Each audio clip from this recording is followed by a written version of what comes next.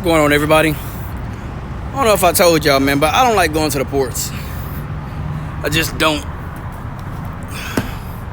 So this is what I'm hauling today.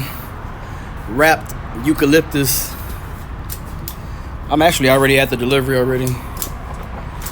But this load's supposed to be a straight through load. Pick it up, run it straight through, right?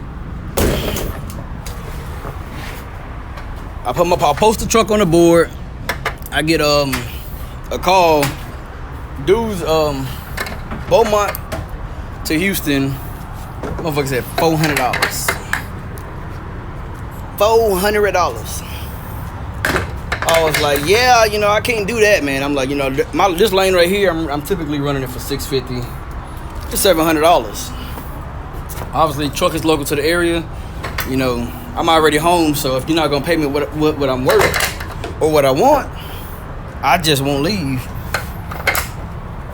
So he gets cocky, like, oh, best I can do is $500. Yeah, I can't run that for you, big fella. If anybody wanted to see the floors, how it's holding up, so far it looks good. Y'all can see that.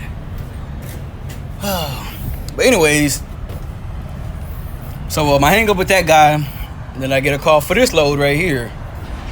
And I only had my truck posted on the board for like 5 or 6 minutes before I actually, agreed on a load. So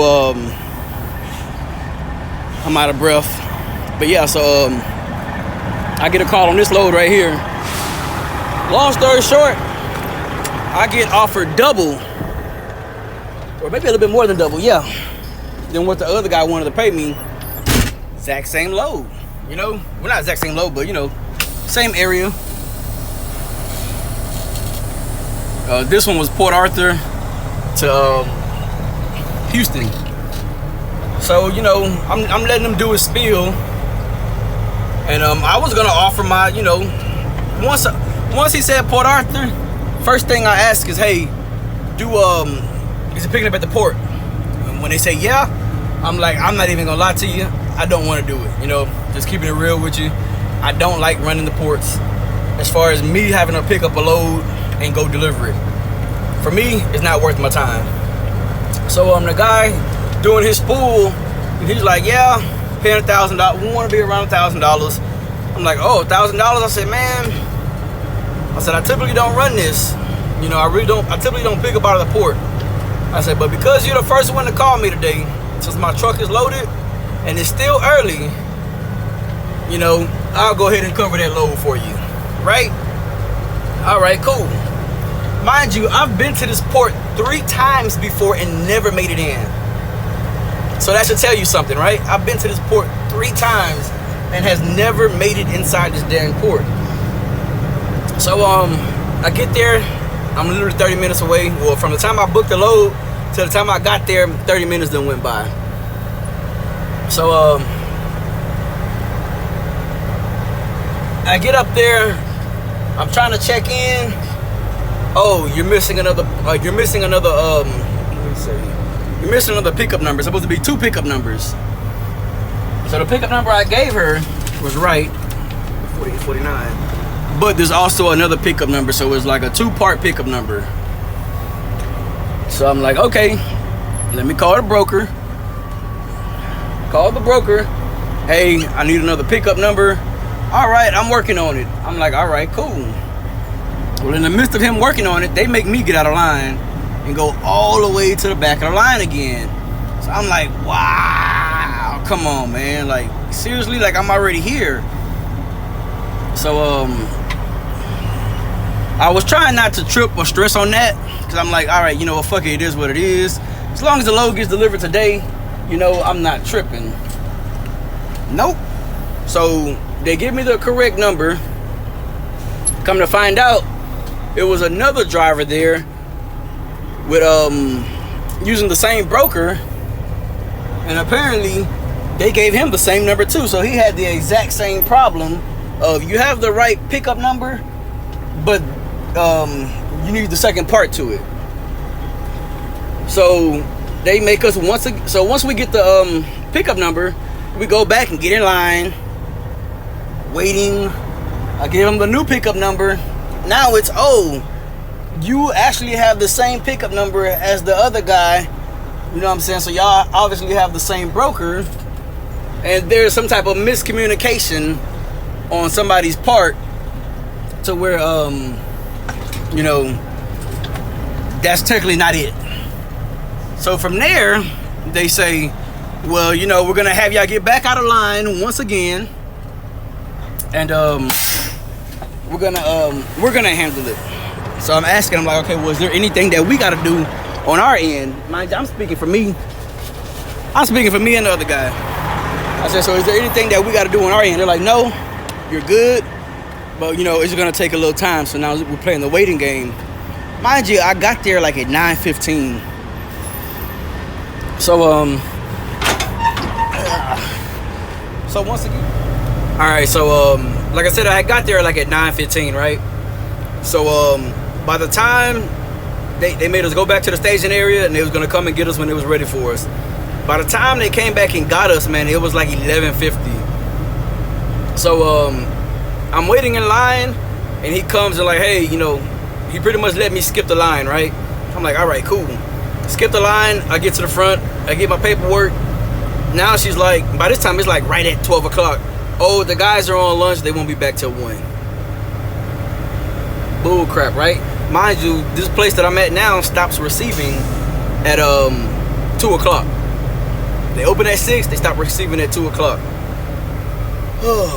So I'm sitting here irritated, man. I'm just irritated because y'all see my hair looking crazy, man. I got an appointment to get my hair did and all that stuff, you know what I'm saying? So I wasn't planning to work today. I was planning to wake up, you know, do some stuff around the house, fiddle with the truck. Then I was going, you know, come on out. I got to drive out to Katy. That's a 2-hour drive from where I stay to get my hair done. So, man, that was just irritating as hell. And then when I'm talking to the broker, he's like, yeah, man, I know you're trying to get to Houston. And I said, no, this is a local truck. So, you know, they try to hit you with that reverse psychology stuff. Like, well, you know, I told him, I said, man, you know, typically I would have already canceled this load because the broker kept checking in like every hour, you know, and he was like, please give me some good news. Please give me some good news. I said, man, I'm not even going to lie to you. I'm ready to go home. He was like, oh, man, I know he was like, I know it'll be a waste of your time because you done drove over there and you got to drive all the way back home. I said, no, I only take 15 minutes from here. I said, even once the load gets loaded, I still got to go back home anyways because the load won't deliver today. So, long story short, man, I pretty much got paid pretty decent on the load, but it's like these brokers, man. Now this broker with this load is not. I'm not gonna blame him for it. The whole reason for this video was me posting my truck on the load board and me being able to sit and not just take the first thing that calls, you know. So for me, the reason I'm able to do that, I don't know if it'll work for anybody else. I have a low cost of operation, man. The truck is paid for, trailer paid for. Excuse me, low car note, low mortgage, you know. And then I try to save my money. So with that being said, man, you know, if you're on a point, you're at a point where you're booking loads or you want to book loads, you know, you got to be able to talk. You got to use that mouthpiece. When you're talking to these brokers, man, it's like you're selling yourself. You're selling a service to them. Granted, you know, from what I'm seeing, if you're calling on the load, you might not get the best rate. I'm not saying you won't get a decent rate because I've called on some loads, man, and I done got them. But, you know, I've noticed that when I do post my truck on the load board and they call me, that's typically when I get paid the best. Because like I said, on this lane right here, I'm doing it for, I'm usually running for $650, and I done got it for over $1,000, man. So, you know, and that's just on 70 miles. So, you know, I do it all, man. I do containers, I do, you know, van, I do reefer, I do flatbed, I do whatever I have to do to make the money. But, you know what I'm saying, it has to be at my discretion. That's what a lot of y'all don't understand. You know, I'm still looking for a flatbed. Not really too sure yet because I'm getting in real good with my buddy that's doing the containers, and in the process of trying to set something up with that. I be wanting to try to put y'all on, man. And this is just the extra on the end of the video if you made it to see this part. But I be wanting to put some of y'all on, man. But it's like, I just know what I have going on is a good thing. And I know some of these drivers, man, are not as good of a driver as they think they are. You know, some are cocky, some are lazy, some are just plain stupid. And I don't want to get to a point to where I'm trying to put people on and then it affects my money. So I don't want anybody to think that I'm being shady, I'm being funny. Like I said, what I have going on, man, is a good thing for me. It works for me, and I want to put people on, man. I want to help other people out. I want them to get to a point to where, you know, it's more relaxing when you're actually working, you know. Because when I'm doing the container runs, man, it's not like, it don't feel like a job to me, man. I'm just chilling, relaxing, man. So y'all just hang tight. I got a couple things in the works that I'm trying to do. Semi trying to move in silent, but it's kind of, I kind of hate doing that because I be wanting to update people, let people know that, you know, there's a lot of things out here, man. Once you get a couple dollars in your pocket, man, that bank account sitting nice and right, a lot more opportunities open up. And if you're a business-minded person, common sense would tell you to go ahead and put your money elsewhere. I'm not talking stocks. I'm talking about other businesses and other incomes that'll keep money flowing in consistently. You know, multiple streams of income is what they call it. Yeah, man, these brokers, man, don't let them hit you, man.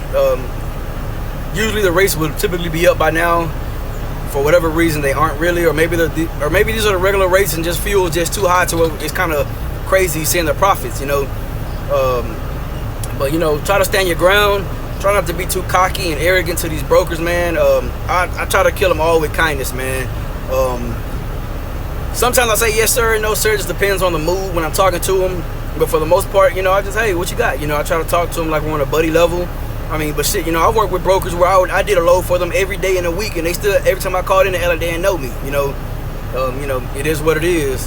So hey, if you got any questions or concerns, man, drop it in the comment section below. If you want to get in contact with me, you can send me an email at truckingwithbigdaddy@gmail.com. Subscribe to the channel, like the video, and I'll catch y'all in the next one.